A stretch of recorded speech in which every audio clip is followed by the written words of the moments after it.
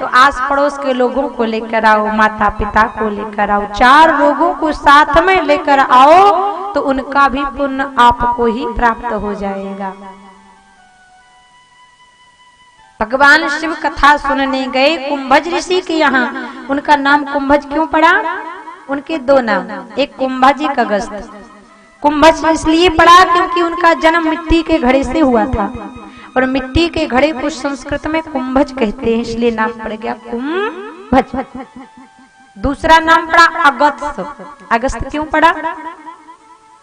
क्योंकि उन्होंने 7 समुद्रों का जल एक साथ गत्स कर लिया था, पान कर लिया था। कैसे? एक बार समुद्र को अभिमान हो गया कि मैं बहुत बड़ा। अब अगस्त ऋषि पहुंच गए, महाराज आप बड़े हैं, क्या हम आपकी समुद्र से 3 अंजलि जल ले लें? अहंकार में भरकर समुद्र देवता ने कहा महाराज पूछने की क्या आवश्यकता है, ले लीजिए। एक अंजलि परकुशा के माध्यम से जल उठाया। अगस्त ऋषि ने कहा ओम केशवाय नमः। आधा समुद्र खाली हो गया। फिर लिया ओम माधवाय नमः। पूरा समुद्र खाली, बीच बीच में गड्ढे बचे। उन्हीं गड्ढों से उठाया, बोल पड़े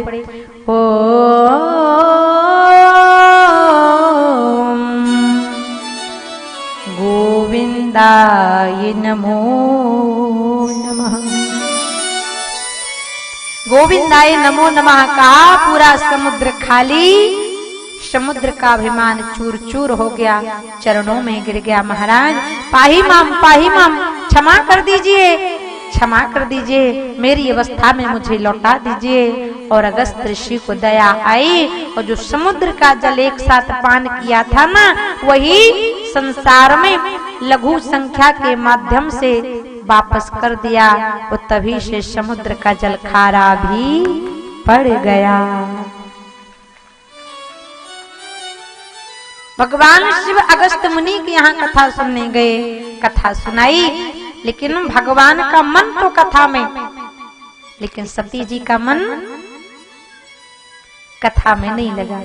पंडाल देखने लगी, वाह वाह क्या पंडाल बना है, क्या मंच बना है, कितना सुंदर ग्राउंड है, भीला खेड़ी का मंगल भवन, कितना सुंदर गांव है, कितने सुंदर यहाँ के भक्त हैं। इधर उधर दिमाग लगाया, लेकिन कथा में मन नहीं लगा। जब कथा में मन नहीं लगा, कुछ देर बाद कहने लगी भगवान से चलिए, कथा हो गई। भगवान की समाधि लग गई। जबरदस्ती सती मैया भगवान को लेकर गई। भगवान मन में विचार कर रहे कि मेरी पत्नी ने कथा तो नहीं सुनने दी, लेकिन तुलसी बाबा ने में भी लेखनी से लिख दिया। जब कथा सुनने गई सती तो लिखा कि संग सती जग जननी भवानी। जब कथा सुनने गई तो लिखा जगत की जननी सती कथा सुनने जा रही। और जब कथा नहीं सुनी तब क्या लिखा कि मुनिशन विदाया मांग त्रिपुरारी, चलियो भवन संग दक्ष कुमारी, चलियो भवन संग दक्ष कुमारी। मुनिशन विदा मांग त्रिपुर, सारी उपमाएं छीनी लिख दिया। रे ये तो अभिमानी दक्ष की बेटी दक्ष कन्या चली जा रही हैं। भोलेनाथ के नाम में प्रमोशन हो गया और सती जी के नाम में डिमोशन हो गया। तो कथा ध्यान से सुनना, अगर सुनोगे ध्यान से तो उन्नति पर चले जाओगे, परमात्मा की भक्ति मिल जाएगी। और अगर सोचा कि घर का काम पड़ा है, बहुत कथा सुन ली, चलो तो बोलो राधे राधे। भगवान शिव को लेकर सती जब चली, भगवान विचार कर रहे, पत्नी ने कथा नहीं सुनने दी। हे नारायण कहीं विधि होए दर्श तुम्हारा, दर्शन कैसे हो। तब भगवान राम ने वहां पर लीला करी। स्त्री के वियोग में भगवान रोए। लता पात्रों से भगवान ने पूछा, हे खग मृग हे मधुकर श्रेणी, तुम देखी सीता मृग लीला करी। अब भगवान शिव ने देखा राम जी को लीला करते तो प्रणाम कर लिया। सती जी ने कहा प्रभु आपने इनको प्रणाम क्यों किया? Who is this? कौन है ये? भगवान ने कहा हे सती संदेह मत करना, पता है कौन है? राम ब्रह्म परमारथ रूपा, परमारथ रूपा, राम ब्रह्म परमारथ रूपा, राम ब्रह्म परमारथ रूपा, अविगति अलग अनादि अनूपा, अविगति अलग।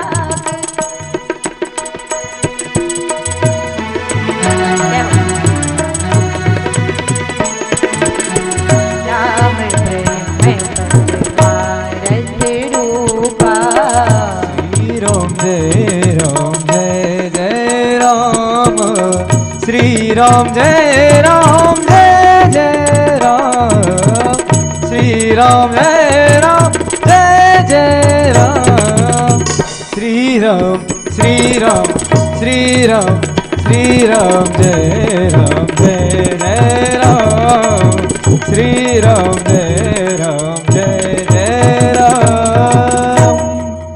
महाराज आप सती संदेह मत करना, राम ब्रह्म परमानंद रूपा, ये तो ब्रह्म है, लीला कर रहे अपने भक्तों को आनंद देने के लिए। सती जी ने कहा अरे प्रभु भगवान होते ना तो नेत्र बंद करके पता कर लेते हमारी पत्नी कहाँ है, ऐसे वन में थोड़ी रोते।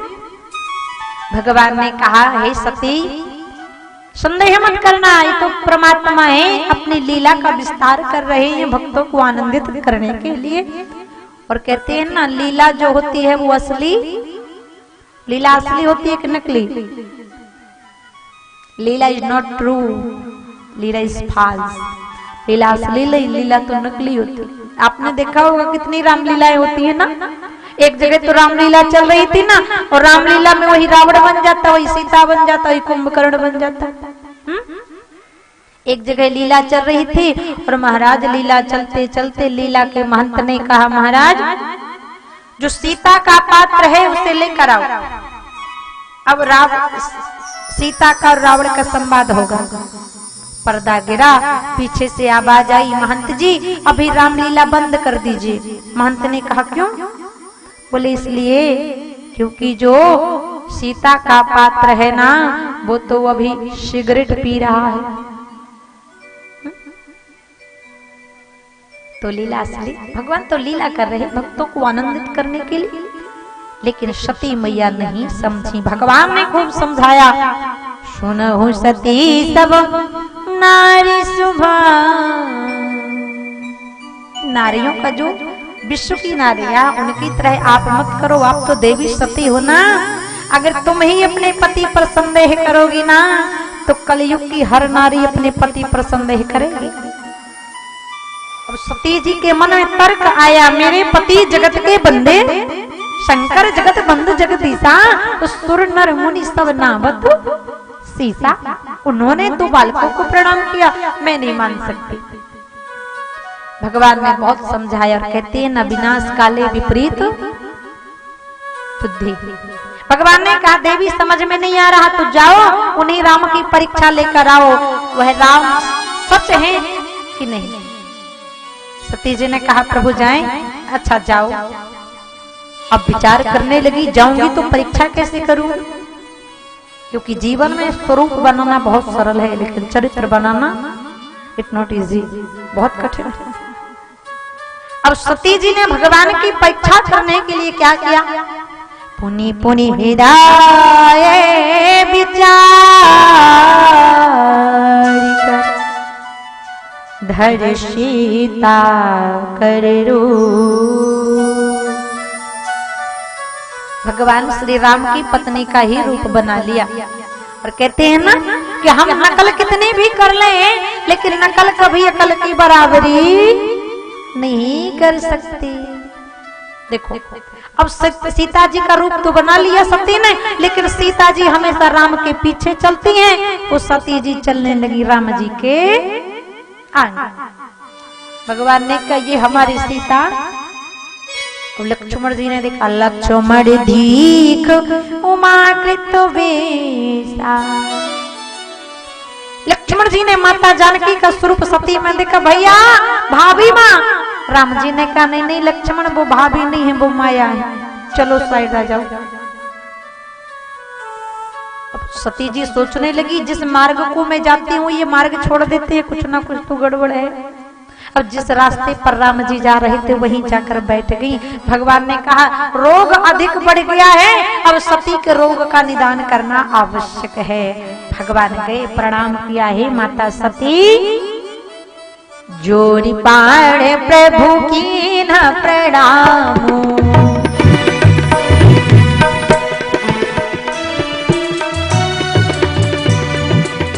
पिताश्रम में तलीन निज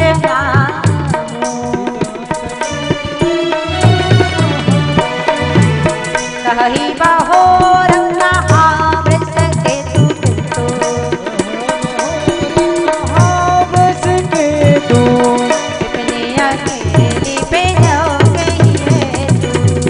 राम जय राम जय जय राम, श्री राम जय राम जय जय राम। कहा महाराज मैं दशरथ नंदन राम आपको माता प्रणाम करता हूँ। आप इस भयानक संदेह रूपी जंगल में विश्वास के धाम भोलेनाथ को अकेला छोड़कर क्या कर रही हो। कही बहोरी कहा वृष केतु विपिन अकेली फिरहु कहीं। विश्वास के धाम भोलेनाथ कहाँ हैं? इस संशय रूपी वन में आप अकेली क्या कर रहे हो।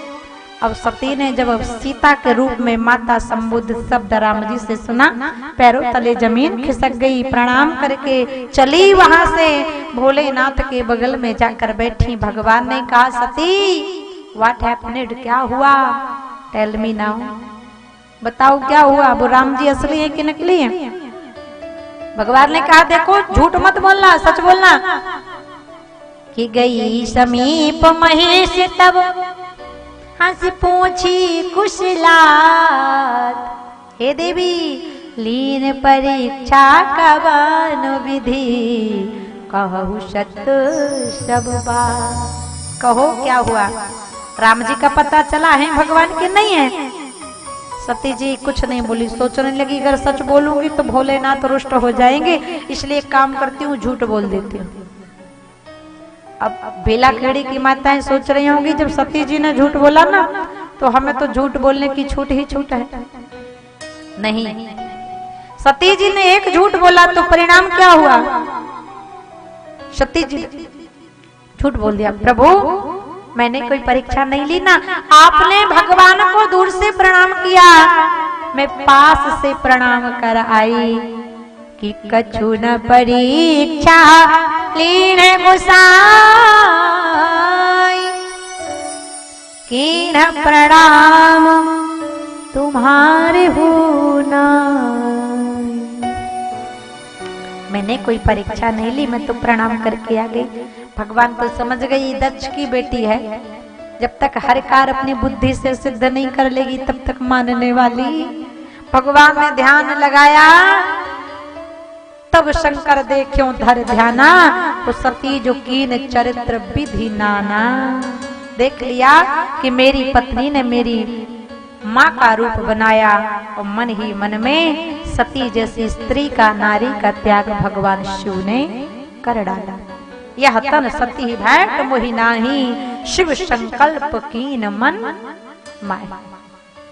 इस माता सती के चरित्र से माताओं को सीख मिलती है कि पति से कभी झूठ बोलना नहीं चाहिए।